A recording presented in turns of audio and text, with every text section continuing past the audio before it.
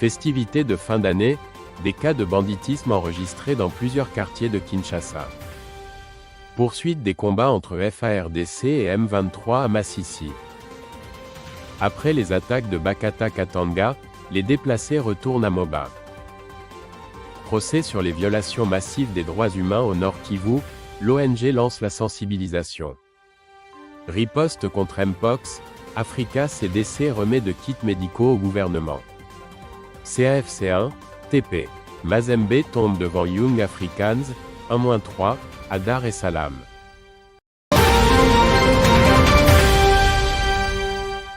Bonjour ou bonsoir dépend de l'heure à laquelle vous nous suivez. Je suis Monsieur Patrick Moukoko du JJ Media Studio d'actualité en direct de la RDC.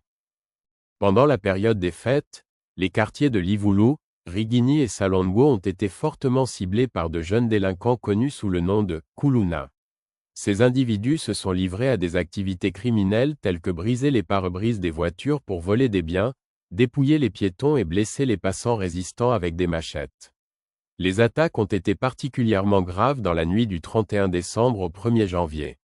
Les habitants de Salongo, dans la commune de Lemba, ont demandé une application renforcée de l'opération Ndobo, une initiative policière visant à lutter contre la criminalité urbaine.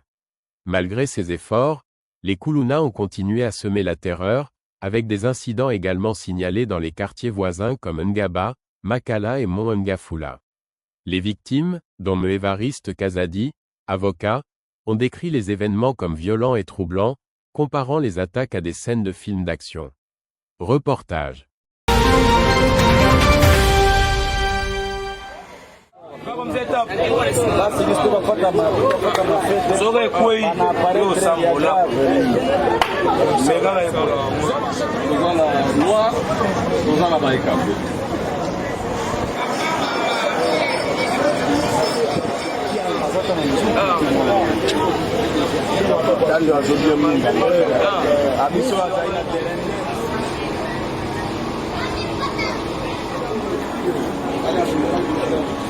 L'exagération dans mon liboso.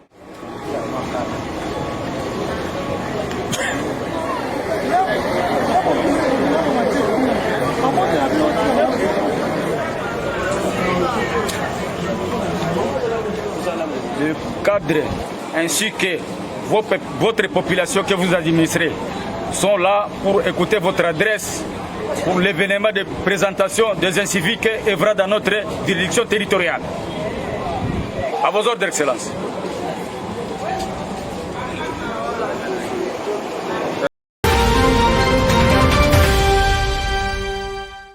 Des combats intenses se sont poursuivis samedi 4 janvier dans le territoire de Masisi, Nord Kivu, entre les FARDC et les rebelles du M23.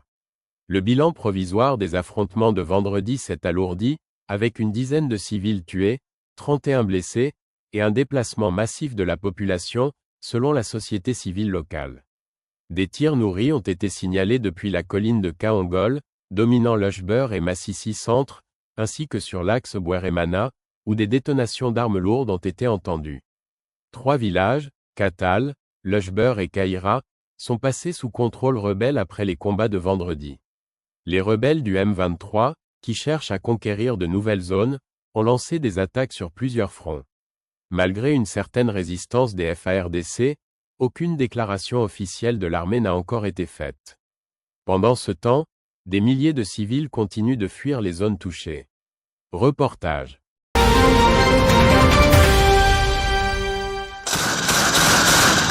Des tirs nourris à l'arme lourde et légère s'écoutent depuis l'aube de ce samedi 28 décembre les environs de Kibomba, dans le territoire de Nyiragongo au Nord Kivu. Ces affrontements opposent les forces armées de la République démocratique du Congo, appuyées par les Wazalendo aux rebelles du M23 RDF. Les habitants de cette partie située à une vingtaine de kilomètres au nord de Goma, tels que Roussayo, rapportent attendre ces explosions.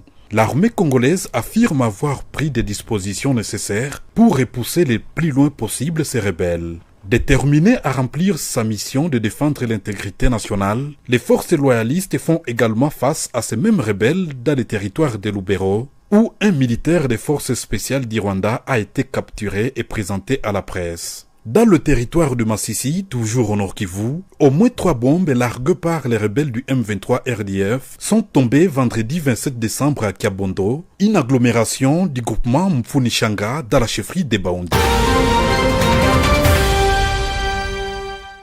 Les déplacés ayant fui les attaques des miliciens Bakata Katanga dans la chefferie de Ngani, territoire de Moba, commencent à regagner leur village, a annoncé le vendredi 3 décembre le ministre provincial de l'Intérieur du Tanganyika, Johnson Kasongo, sur Radio Okapi. Il a précisé que le calme règne désormais dans cette zone.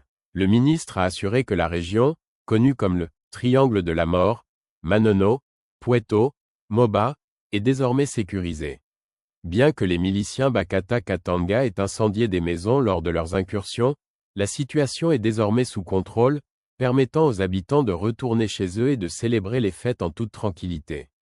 3 semaines auparavant, les miliciens avaient attaqué plusieurs villages, provoquant un déplacement massif de la population vers le groupement de Kamena. Aujourd'hui, avec le retour au calme, les habitants reprennent progressivement leur vie normale. Au sujet de la menace Mai Mai Bakata Katanga, des informations font état de la présence du fugitif Gédéon Kyungu aux environs du territoire de Mitwaba. Cette menace d'attaque de miliciens Bakata Katanga est également confirmée par les experts de province du Lualaba et du Haut-Katanga et relève même des actions prévues par ces hommes fidèles à Gédéon Kyungu dans l'intervalle du 20 décembre au 5 janvier prochain. Et alors, de la rencontre des experts venus du Haut-Katanga et du Lualaba, il avait été établi que la menace est bel et bien réelle pour les 2 provinces. L'ONG Makoki International Hub, MIH, a lancé une campagne de sensibilisation sur le procès concernant les violations massives des droits humains commises au Nord Kivu, actuellement en cours devant la Cour africaine des droits de l'homme et des peuples. Arlette Kitumaini, directrice exécutive de l'ONG, a annoncé cette initiative le vendredi 3 janvier lors d'un entretien avec Radio Okapi. Selon elle, ce procès représente une opportunité cruciale pour rendre justice aux victimes de ces violations. L'ONG s'engage à mobiliser l'opinion publique sur l'importance de cette affaire.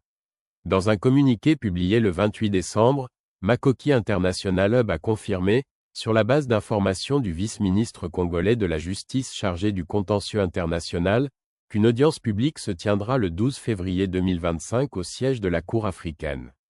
La République démocratique du Congo avait déposé une requête en septembre 2023, accusant le mouvement M23, soutenu par le Rwanda, de graves violations des droits humains et du droit international humanitaire. Reportage. La recrudescence des forces négatives dans la province du Nord Kivu a eu un impact très négatif sur la vie des populations. Les enfants et les femmes en ont subi de graves conséquences suite à leur vulnérabilité. L'année civile 2024 n'a pas été du changement positif de cette situation, mais plutôt une année durant laquelle les menaces et les violations des droits des enfants ont gravement évolué. La ville de Butembo et le territoire de Lubero ont connu des pires moments cette année caractérisés par l'insécurité, le banditisme, la crise économique, la présence massive des déplacés de guerre, plusieurs violations graves des droits de l'homme.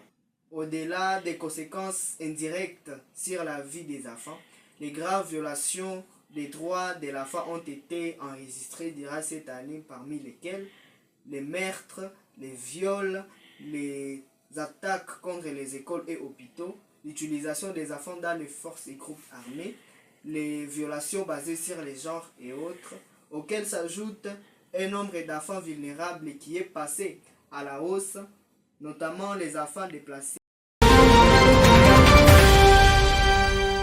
Le Centre africain de contrôle et de prévention des maladies, CDC Afrique, a remis, le samedi 4 janvier, un important lot de kits de riposte contre la variole du singe, ou Mpox, au gouvernement congolais. La cérémonie, organisée à l'Institut national des recherches biomédicales, INRB, à Kinshasa, a été présidée par le chef de l'État, Félix Tshisekedi. Ce don comprend des kits de dépistage, des réactifs et du matériel de laboratoire, ainsi que des véhicules neufs et d'autres moyens logistiques pour renforcer la lutte contre la Mpox. Lors de l'événement, le ministre de la Santé, Roger Kamba, a exprimé sa gratitude au président Tshisekedi pour son engagement personnel dans cette lutte. Il a souligné que cette donation permettra un diagnostic et un traitement plus rapide, tout en garantissant l'accès à des soins de qualité pour toutes les populations.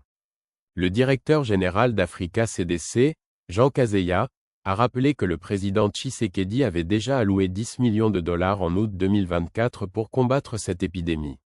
Il a également annoncé que cette aide permettra de couvrir 7 provinces supplémentaires en plus de Kinshasa et Goma. Pour renforcer la capacité de réponse, une enveloppe de 600 000 dollars a été débloquée pour soutenir les équipes sur le terrain pendant 6 mois. Dr Kaseya a conclu en appelant les partenaires internationaux à soutenir les efforts du gouvernement congolais dans cette lutte contre la Mpox.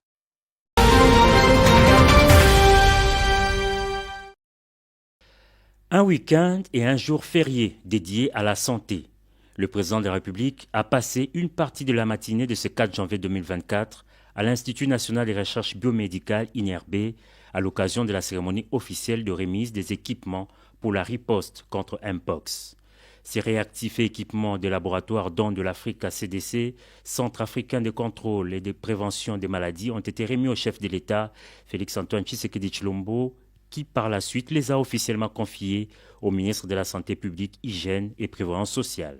Ces équipements vont faciliter le diagnostic rapide et précis des épidémies à l'instar de Mpox, dont la RDC est actuellement l'épicentre de la maladie.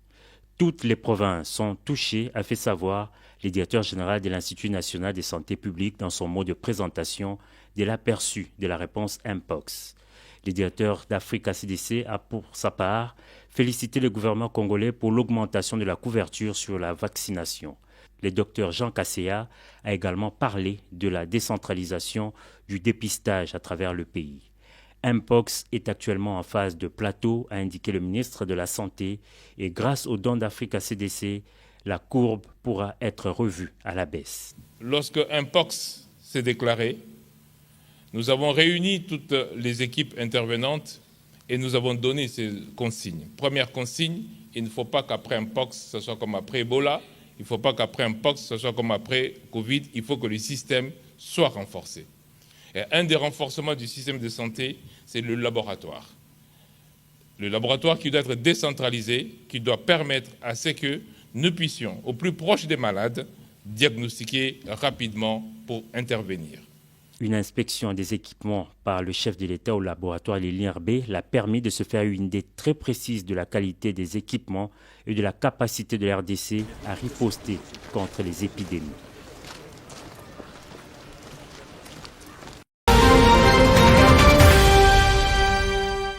Le TP Mazembe s'est incliné face à Young Africans sur le score de 3-1, le samedi 4 janvier, au stade Benjamin Mpaka à Dar es Salaam, en Tanzanie, lors de la 4e journée du groupe A de la Ligue des champions de la CAF.